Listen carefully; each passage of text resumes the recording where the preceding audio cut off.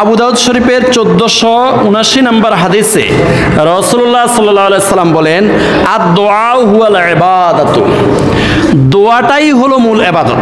দোয়াটাই কি? মূল ইবাদতটাই হলো দোয়া।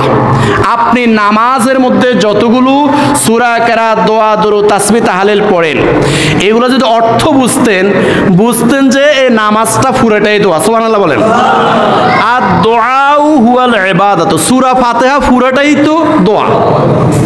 আল্লাহুম্মা ইন্নী যালামতু নাফসি যুলমান কাসীরা পড়েননি? সালাম পিরানের আগে পড়েন? এটা পুরাটা দোয়া, পুরাটা তওবা, পুরাটা ইস্তেগফার, পুরাটাই দোয়া। বুঝে আসছে কথা?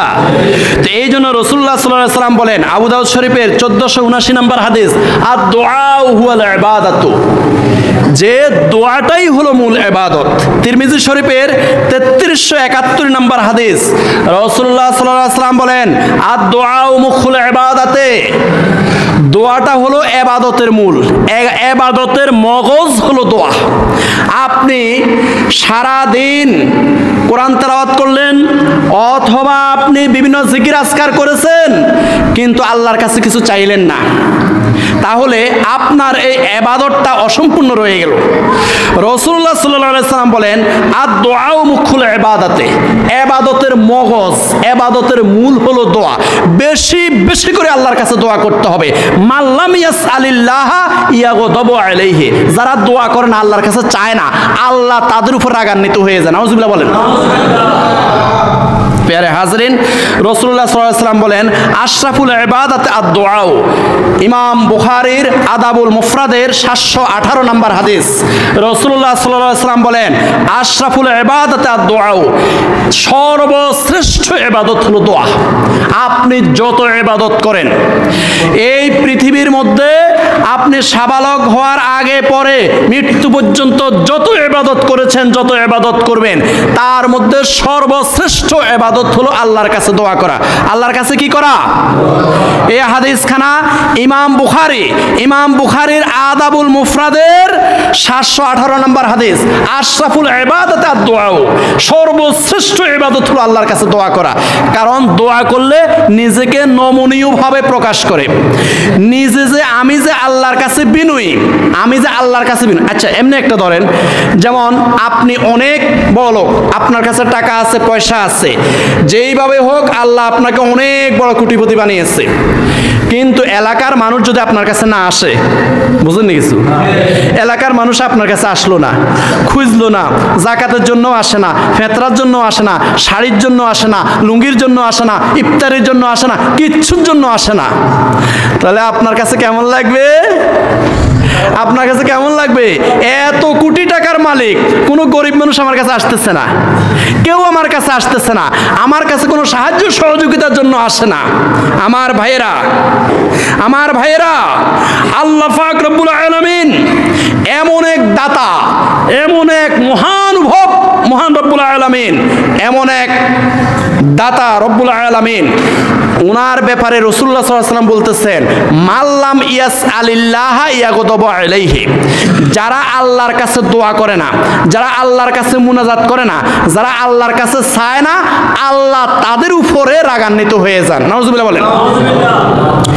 তো দোয়া করলে, আল্লাহর কাছে চাইলে, আল্লাহ পাক রব্বুল আলামিন বলেন, হ্যাঁ এবার আমার বান্দা আমার কাছে ছোট হয়েছে। সুবহানাল্লাহ বলেন।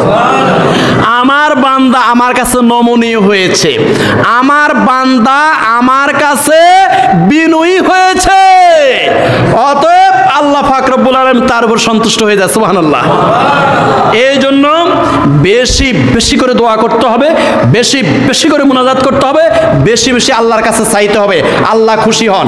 এই জন্যই ইমাম বুখারী ওনার আদাবুল মুফরাদের 718 নম্বর হাদিসে এই হাদিসখানায় উল্লেখ করেছে, আশরাফুল ইবাদাতে আদ-দুআ, যত ইবাদত আছে সবচেয়ে বড় ইবাদত হলো আল্লাহর কাছে দোয়া করা। সুবহানাল্লাহ। বেশি বেশি করে আল্লাহর কাছে দোয়া করবেন, আল্লাহ খুশি হয় যে বান্দা আমার কাছে চেয়েছে, বান্দা নিজেকে ছোট মনে করেছে, আমাকে বড় মনে করেছে। সুবহানাল্লাহ।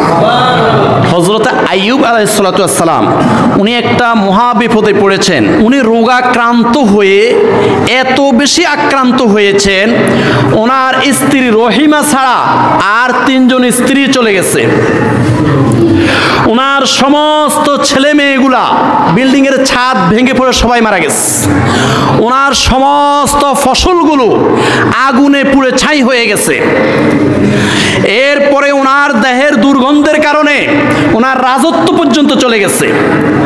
ওনার স্ত্রী ওনাকে কান্দে করে একটা বনের মধ্যে, জঙ্গলের মধ্যে নিয়ে গেছে। এরপরেও তিনি জিকির বন্ধ করে না। লা ইলাহা ইল্লাল্লাহ, লা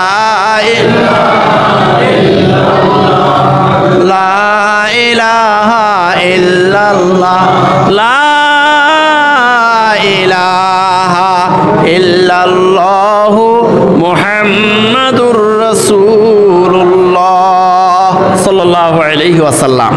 সর্বশেষ ওনার এই দেহের মধ্যে এত পরিমাণ পচন রোগ ধরেছে, উনি আল্লাহর জিকির বন্ধ করে না, আল্লাহর জিকির করতেই আছে।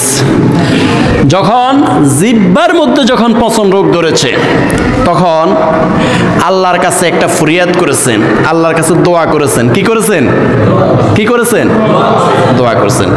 এই দোয়াটাও এই কোরআনের মধ্যে আল্লাহ পাক উল্লেখ করে দিয়েছেন, বান্দারা তোমরাও যখন এরকম বিপদে পড়ে যাবে, মারাত্মক রোগ, একদম তোমার ফুসফুস নষ্ট হয়ে গেছে, ড্যামেজ হয়ে গেছে, আইসিইউ ইন্টেনসিভ কেয়ার ইউনিটের মধ্যে প্রবেশ করাই ফেলছে, শেষ অবস্থা খারাপ, লাইফ সাপোর্ট। এরপর আমার বান্দা লা তাকুনাতু মির রাহমাতিল্লাহ, আল্লাহর রহমত থেকে নৈরাশ হইও।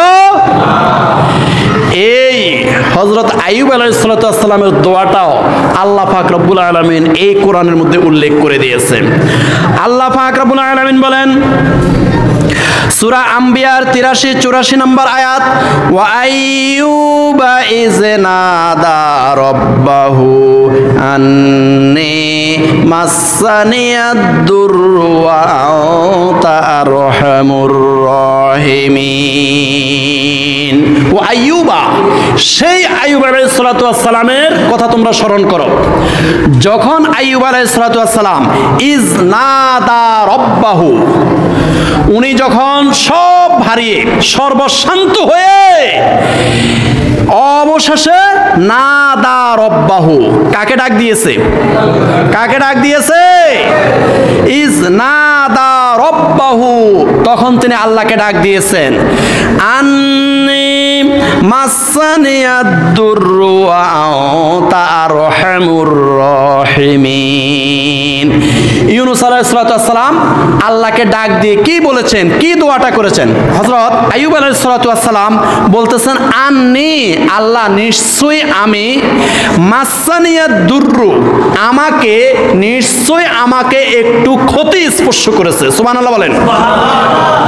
ওয়া আনতা আরহামুর রাহিমিন, আল্লাহ তুমি তো মহামহিম, তুমি মহানুভব, তুমি মহান দয়ালু। আল্লাহ আমাকে একটু ক্ষতি স্পর্শ করেছে, কৌশলে কৌশলে হিকমতের সহিত আল্লাহ পাক রব্বুল আলামিনের দয়া ভিক্ষা করেছেন, আল্লাহ সুবহানাহু ওয়া তাআলার করুণা এবং রহম ভিক্ষা করেছেন। সুবহানাল্লাহ বলেন। কৌশলে, আন্নী মাসসানিয়াদ দুররু, আল্লাহ আমাকে একটু ক্ষতি স্পর্শ করেছে, ও আনতা আরহামুর রাহিমিন, আল্লাহ আপনি তো মহানুভব, আল্লাহ আপনি তো মহান দয়ালু। এই কথা হযরত আইয়ুব আলাইহিস সালাম বলার সাথে সাথে আল্লাহ রাব্বুল আলামিন বলেন, ফাস্তাজাবনা লাহু ফাকাশাফনা মা বিহি মিন দুররিন। আল্লাহ রাব্বুল আলামিন বলতেছেন, ফাস্তাজাবনা লাহু, সাথে সাথে আমি হযরত আইয়ুব আলাইহিস সালামের ডাকে সাড়া দিলাম। সুবহানাল্লাহ। ফাস্তাজাবনা লাহু ফাকাশাফনা মা বিহি মিন দুররিন, এবং আইয়ুব আলাইহিস সালামের কষ্ট আমি দূরীভূত করে দিলাম। সুবহানাল্লাহ। এটা বুঝছেন? আইয়ুব আলাইহিস সালামের সমস্ত আপাদমস্তকের মধ্যে যতগুলো বিমার ছিল, সমস্ত বিমারগুলোকে দূরীভূত করে আইয়ুব আলাইহিস সালামকে সম্পূর্ণ সুস্থ করে দিয়েছেন কে? ফাকাশাফনা মা বিহি মিন দুররিন, আমি আইয়ুব আলাইহিস সালামের সমস্ত কষ্ট দূর করে ওনাকে সুস্থ করে দিলাম। ওয়া আতাইনাহু আহলাহু, ওনার যতগুলো আহাল মারা গেছে, স্ত্রী দিনটা চলে গেছে যে ওইগুলো আবার ফেরত চলে এসেছে, সুবহানাল্লাহ। ওনার যতগুলো ছেলে মারা গেছে, মেয়ে মারা গেছে, সন্তানরা মারা গেছে, এই সন্তানগুলাকে আমি আল্লাহ আবার জীবিত করে দিয়েছি, সুবহানাল্লাহ। শুধু তাই নয়, শুধু তাই নয়, অমিসলাহুম মাহুম, ওনার যতগুলো ফসল নষ্ট হয়েছে, ওনার যতগুলো সম্পদ নষ্ট হয়েছে, এই সম্পদগুলো আমি আল্লাহ দ্বিগুণ করে ফিরিয়ে দিয়েছি, সুবহানাল্লাহ। এই কাজটা পারেন একজন, তিনি কে? জোরে বলেন, তিনি কে? রব্বি আন্নী মাসানিয়া দুররু ওয়া আনতা আরহামুর রাহিমিন।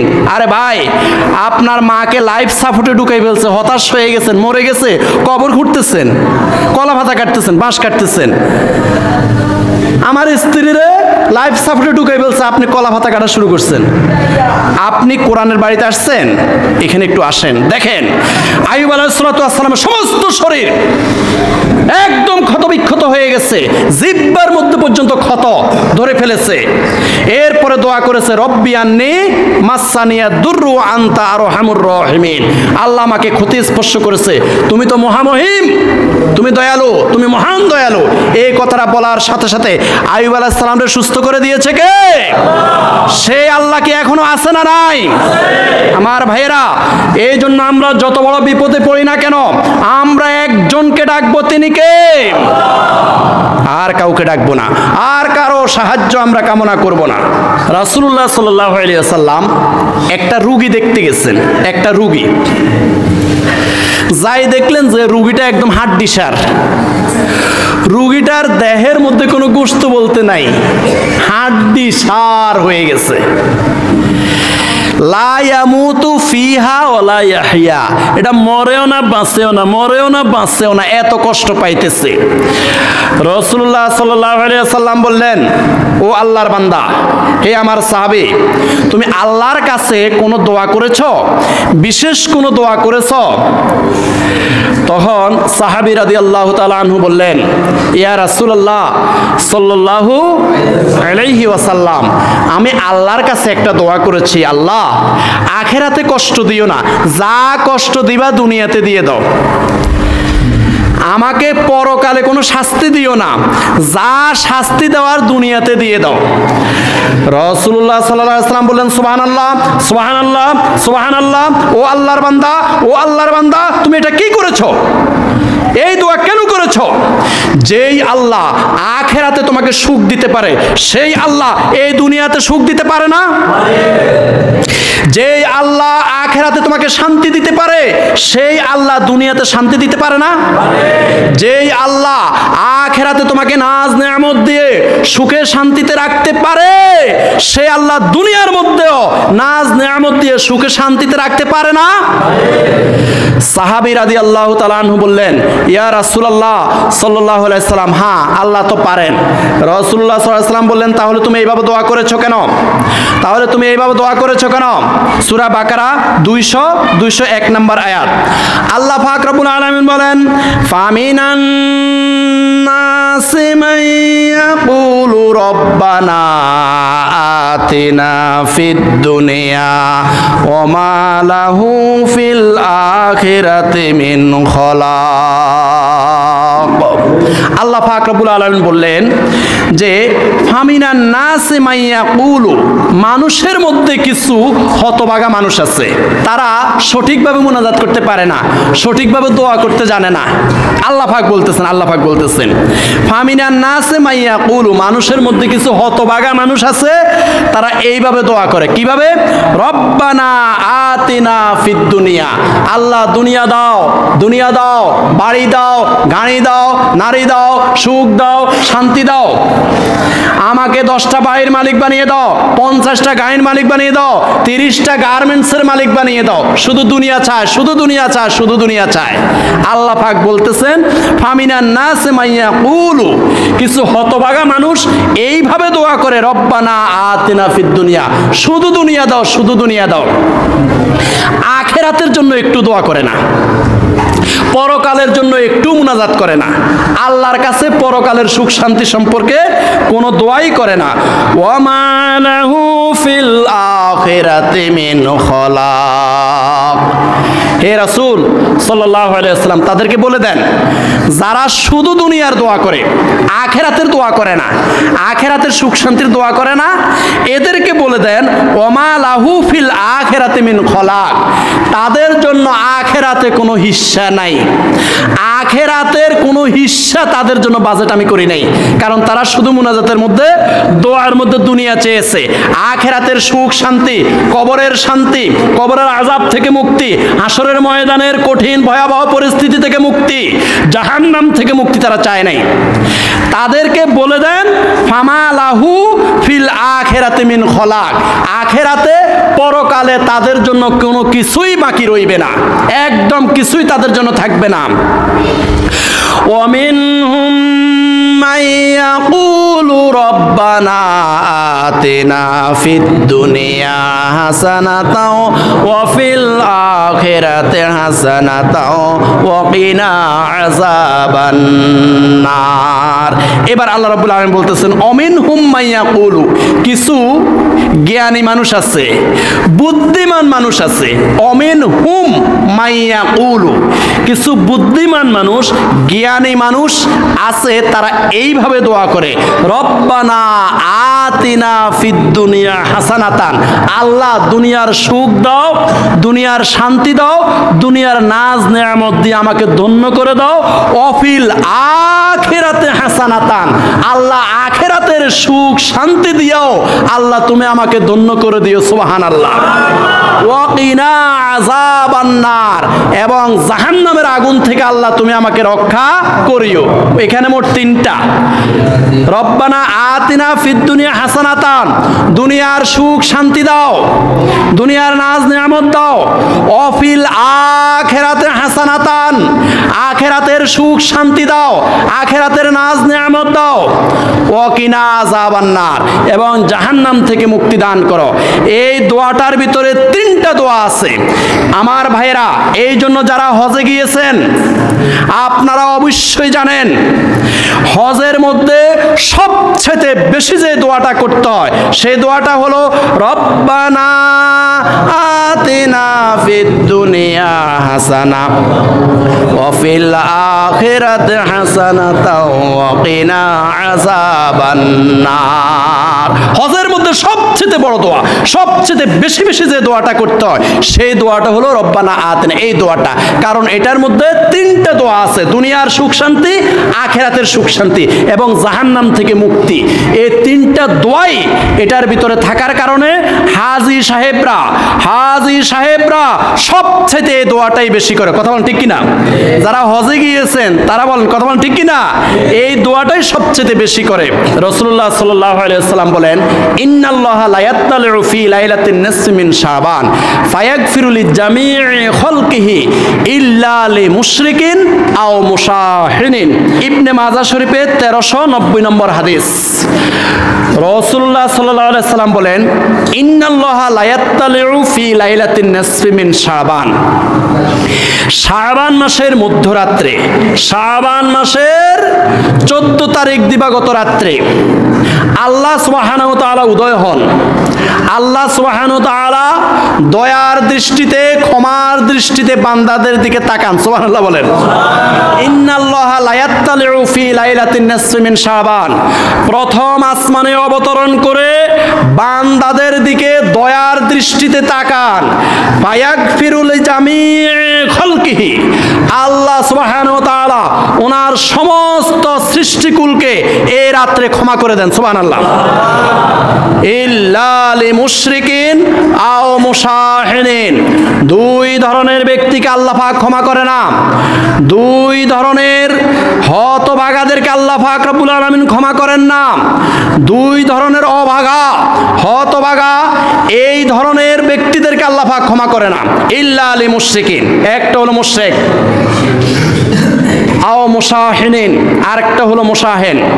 মুশরিক হলো যারা আল্লাহর মতো শক্তিশালী অন্য কাউকে মনে করে, যারা আল্লাহর মতো খোদা, আল্লাহর মতো সৃষ্টিকারী, আল্লাহর মতো সৃজনকারী, আল্লাহর মতো শান্তিদাতা, আল্লাহর মতো মুক্তিদাতা, আল্লাহর মতো রোগ মুক্তকারী, আল্লাহর মতো শক্তিশালী অন্য কোনো ব্যক্তি বস্তুকে মনে করে। শিরিক শব্দের অর্থ হলো মত, শিরিক শব্দের অর্থ হলো অনুরূপ, শিরিক শব্দের অর্থ হলো অংশীদার। আল্লাহর অংশীদার, আল্লাহর মতো, আল্লাহর অনুরূপ অন্য কোনো ব্যক্তি বস্তুকে যারা মনে করে, এই শবে বরাতে আল্লাহ পাক তাদেরকে ক্ষমা করবে? ক্ষমা করবে না। খবরদার, খবরদার। আমাদের এই দেহের মধ্যে সবচেয়ে মর্যাদাবান সম্মানের জায়গা কোনটা? কোফাল। সম্মানের জায়গা কোনটা? ওয়ালা কদ কাররামনা বানি আদম। আমি যত সৃষ্টিকুল এই পৃথিবীতে সৃষ্টি করেছি, সমস্ত সৃষ্টিকুলের মধ্যে লাকদ কাররামনা বানি আদম, আমি মানব জাতিকে সবার উপরে সর্বশ্রেষ্ঠ মর্যাদা দিয়ে আমি সৃষ্টি করেছি। সুবহানাল্লাহ। আমার ভাইয়েরা, আমার ভাইয়েরা, গভীর মনোযোগ, গভীর মনোযোগ। একজন কলেজের প্রিন্সিপাল, আপনি হঠাৎ করে দেখলেন একটা পিয়নের পাও চেপে ধরেছে, একটা দিন মজুরের পাও চেপে ধরেছে, আপনি দেখে ফেলেছেন, অনেক মানুষ দেখে ফেলেছে।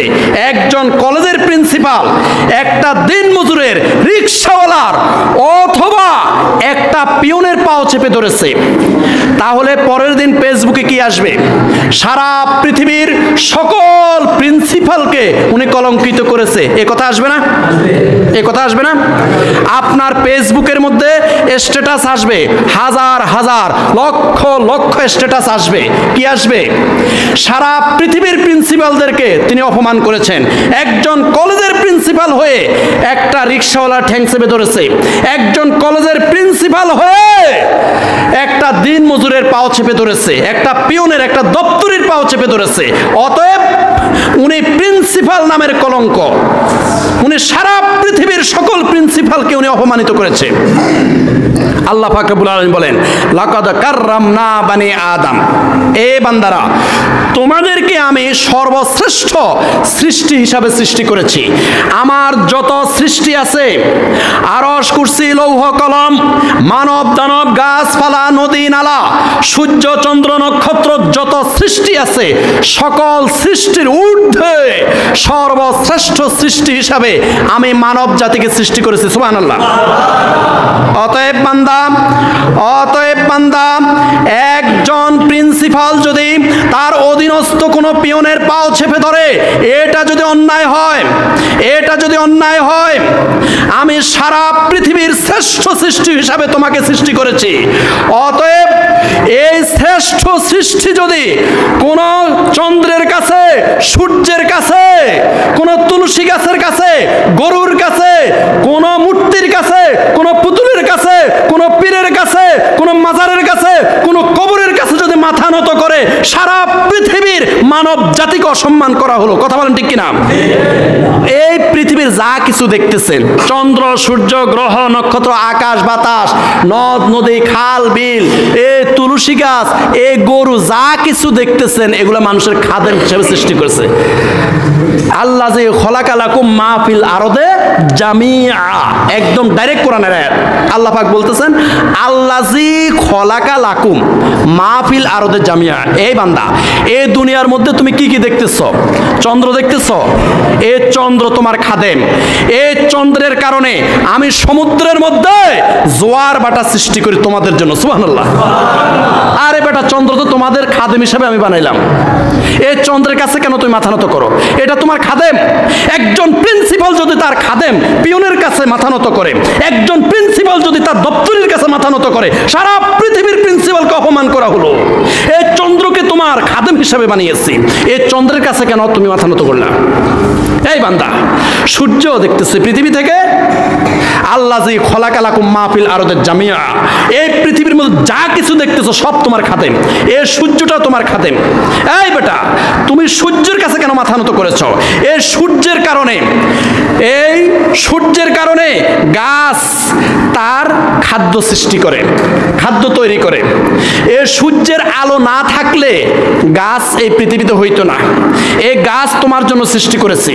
এই সূর্যের আলোর কারণে, সূর্যের প্রখর তাপের কারণে এই পৃথিবীর মধ্যে তোমার ভিজা কাপড় শুকিয়ে আবার গায়ে দিতে পারতেছো। সুবহানাল্লাহ বলেন। এই সূর্যের কারণে তুমি দিবাভাগ এবং রাত্রিভাগ তুমি পার্থক্য করতে পারতেছো, দিবাভাগে কাজ করতে পারতেছো আর রাত্রিভাগে ঘুমাইতে পারতেছো। এ সূর্য তোমার খাদেম, এ সূর্য তোমার খাদেম, এ সূর্য মানব জাতির খাদেম। এ সূর্যের কাছে কেন মাথা নত করেছো? একজন প্রিন্সিপাল যদি তার অধীনস্থ কোনো কর্মচারীর কাছে মাথা নত করে, এটা যদি সারা পৃথিবীর প্রিন্সিপালকে অপমান করা হয়, আর আমি আল্লাহ তোমাদেরকে ওয়ালাকাদ কাররামনা বানি আদম, বনি আদমকে, আদম জাতিকে সৃষ্টির সেরা হিসেবে আমি সৃষ্টি করেছি, আর তোমরা তোমাদের খাদেমের কাছে মাথা নত করো। এই বেটা, গরুর কাছে কেন মাথা নত করেছো?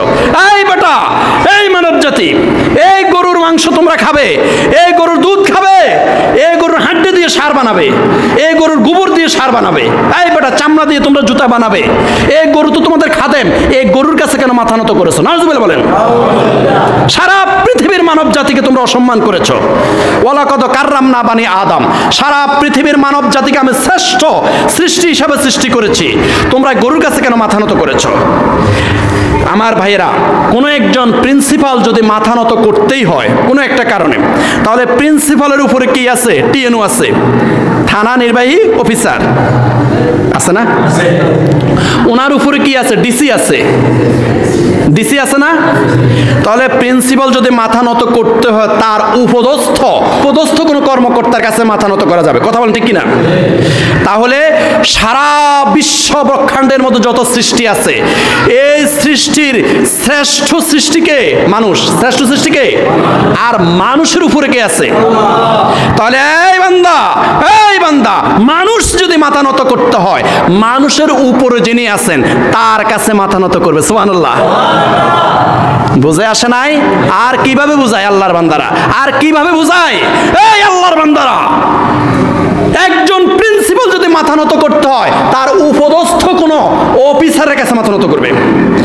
আর মানুষ যদি সৃষ্টির সেরা হয়ে থাকে, মানুষ যদি সৃষ্টির সেরা হয়ে থাকে, তাহলে এই সৃষ্টি তো মানুষের সেবক, মানুষের খাদেম, এর কাছে মাথা নত করবে না। মানুষের উপরে কে আছে? আল্লাহর কাছে মাথা নত করতে হবে। দৈনিক কয়বার? আল্লাহর কাছে মাথা নত করতে হবে। আমার ভাইয়েরা, এই যে আমরা পাথর দিয়ে, মাটি দিয়ে, খড় কুটা দিয়ে আমরা মূর্তি তৈরি করি, এগুলা তৈরি করে এগুলার কাছে মাথা নত করতেছি। আরে বান্দা, এই মাটিটা তো তোমার সেবক হিসেবে আমি আল্লাহ বানাইলাম। আল্লাযী খলাকালাকুম মা ফিল আরদি জামিআ, এই মাটিটা তো তোমার সেবক। এটার মধ্যে ধান করবে, সবজি করবে, তুমি খাবে, এটার মধ্যে বিল্ডিং উঠাবে। এই মাটিটা পোড়াইয়া তুমি ইট বানাবে, ইট বানাইয়া তুমি বিল্ডিং করবে, তাহলে তোমার খাদেম না? এই মাটির তৈরি, পাথরের তৈরি, খড়কুটার তৈরি এই মূর্তির কাছে তুমি মাথা নত করেছো। সারা পৃথিবীর সকল মানব জাতিকে তুমি অসম্মান করেছো। নাউজুবিল্লাহ বলেন। প্যারে হাজরিন, আল্লাযী খলাকালাকুম মা ফিল আরদি জামিআ, এই পৃথিবীতে যা কিছু আছে সব মানুষের সেবক, আর মানুষ হলো সৃষ্টির সেরা। আমার ভাইরা, এরপরে আসেন আল্লাহ রাসূল সাল্লাল্লাহু আলাইহি ওয়াসাল্লাম বলেন, ইল্লা লিল মুশরিকিন আও মুশাহিনিন, এই শবে বরাতে, এই লাইলাতুল বরাতে, এই লাইলাতুন নিসফি মিন শাবানে দুই ধরনের ব্যক্তিকে আল্লাহ পাক ক্ষমা করে না। একটা হলো মুশরিক, যারা আল্লাহ ব্যতীত অন্য কারো কাছে মাথা নত করে, চন্দ্রের কাছে, সূর্যের কাছে, আগুনের কাছে, গরুর কাছে, তুলসী গাছের কাছে, মনসা সাপের কাছে, মূর্তির কাছে, পুতুলের কাছে, পীরের কাছে, কবরের কাছে, মাজারের কাছে যারা মাথা নত করে, এরা হলো মুশরিক, এরা হলো মুশরিক, এরা হলো মুশরিক। এদেরকে লাইলাতুল বরাতে ক্ষমা করা হবে না। আমরা কবর জিয়ারত করব, মাজার জিয়ারত করব। আসসালামু আলাইকুম আহলাদ দিয়ার মিনাল মুমিনিন ওয়াল মুসলিমিন ওয়া ইন্না ইনশাআল্লাহু বিকুম লাহিকুন নাসআলুল্লাহ লানা ওয়া লাকুমুল আফিয়াতা। মুসলিম এবং ইবনে মাজাহ শরীফের হাদিস। রাসূলুল্লাহ সাল্লাল্লাহু আলাইহি ওয়াসাল্লাম বলেন, ও আমার উম্মতরা, কবর জিয়ারত করবে। আর কবর জিয়ারতের দোয়া হলো এই, আসসালামু আলাইকুম আহলাদ দিয়ার, হে কবরের বাসিন্দা, আপনাদের উপর আল্লাহর সালাম, আল্লাহর শান্তি বর্ষিত হোক। সুবহানাল্লাহ। আসসালামু আলাইকুম আহলাদ দিয়ার মিনাল মুমিনিন মুমিনিন ওয়াল মুসলিমিন, এই কবরস্থানে যারা মুমিন মুসলমান আছেন আপনাদের উপর আল্লাহর রহমত, আল্লাহর শান্তি বর্ষিত হোক। সুবহানাল্লাহ। আসসালামু আলাইকুম আলা দিয়ার মিনাল মুমিনিন ওয়াল মুসলিমিন ওয়া ইন্না ইনশাআল্লাহু বিকুম লাহিকুন। ও কবরের বাসিন্দা ভাইয়েরা, আপনারা আমাদের আগে চলে গেছেন, আপনারা আমাদের আগে কবরে চলে গেছেন। ওয়া ইন্না ইনশাআল্লাহু বিকুম লাহিকুন। কুল্লু নাফসিন যায়কাতুল মাউত, মৃত্যুর স্বাদ গ্রহণ করে আপনারা আগে চলে গেছেন, ইনশাআল্লাহ আমরাও আসতেছি, ইনশাআল্লাহ আমরাও ওয়া ইন্না ইনশাআল্লাহু বিকুম লাহিকুন। আল্লাহ চাহে তো আপনাদের সাথে আমরাও যুক্ত হব। সুবহানাল্লাহ বলেন। নাসআলুল্লাহ লানা ওয়া লাকুমুল আফিয়াতা। আল্লাহ, ও আল্লাহ, আল্লাহ, ও আল্লাহ, তুমি আমাদেরকেও ক্ষমা করে দাও, এই কবরের বাসিন্দাদেরও ক্ষমা করে দাও। সুবহানাল্লাহ। এই মিয়া, কোনটা আল্লাহ রাসূল বলে নাই, কোন ব্যাপারে আল্লাহ সুবহানাহু ওয়া তাআলা বলে নাই, সব সমাধান তো আছে। কি করবেন? সেখানে আপনি সিজদা করছেন কেন? সেই কবরের বাসিন্দাদের কাছে চাচ্ছেন কেন? সেই মাজারের বাসিন্দাদের কাছে কেন চাইবেন? বরং ওনাকে দিবেন, ওনার জন্য দোয়া দিবেন, ওনারে দিবেন, ওনার কাছে চাওয়া যাবে না, ওনারে দোয়া দিবেন, আল্লাহর কাছে ওনার জন্য ক্ষমা চাইবেন। ওই কবরের বাসিন্দা, আল্লাহ এই কবরের বাসিন্দাকে জান্নাতি করে দাও, তার কবরটাকে জান্নাত বানিয়ে দাও, তার জীবনের গুনাহগুলো মাফ করে দাও। আল্লাহ, আমি কষ্ট করে বাড়ি থেকে এই কবর জিয়ারত করতে এসেছি, আল্লাহ আমাকেও ক্ষমা করে দাও। বল না সুবহানাল্লাহ। তাহলে ইল্লা লিল মুশরিকিন আও মুশাহিনিন, এই শবে বরাতের রাত্রে দুই ধরনের ব্যক্তিকে ক্ষমা করে না। একটা হলো মুশরিক, যারা আল্লাহর সাথে শিরিক করে, আল্লাহর মতো, আল্লাহর অনুরূপ মনে করে অন্য কোন ব্যক্তি বা বস্তুর কাছে মাথা নত করে, এদেরকে আল্লাহ পাক ক্ষমা করে। আও মুশাহিনিন, এবং হিংসুক ব্যক্তিকে আল্লাহ পাক ক্ষমা করে না। এই হিংসার কারণেই এই পৃথিবীতে যত কলহ, যত দ্বন্দ্ব, যত বিদ্বন্দ্ব, যত মারামারি, যত কিলাকিলি, যত ধাওয়া পাল্টা দেওয়া, সব হিংসার কারণে। আমার ভাইয়েরা, আমাদের অন্তরে যদি হিংসা থাকে, আমাদের অন্তরে যদি রিয়া থাকে, আমাদের অন্তরে যদি অন্যের খারাপ করার চিন্তা ধারণা থাকে, তাহলে এই রাত্রে আমাকে ক্ষমা করা হবে না, আপনাকে ক্ষমা করা হবে না। যদি অন্তরের মধ্যে কোনো হিংসা থাকে, আও মুশাহিনিন, আমরা হিংসা দূরীভূত করতে হবে, হিংসা বিদ্বেষ আমাদের অন্তরে যেন না থাকে। এই রাত্রে আমরা তওবা করব। আমাদের ভিতরে যদি কোনো শিরিক থাকে, আমাদের ভিতরে যদি কোনো অন্য ভাইয়ের ব্যাপারে হিংসা থাকে, এই হিংসা এবং শিরিক দূর করে আমরা আল্লাহর কাছে তওবা করব। আল্লাহ যেন আমাদের সবাইকে ক্ষমা করে দেয়। বলেন আমিন।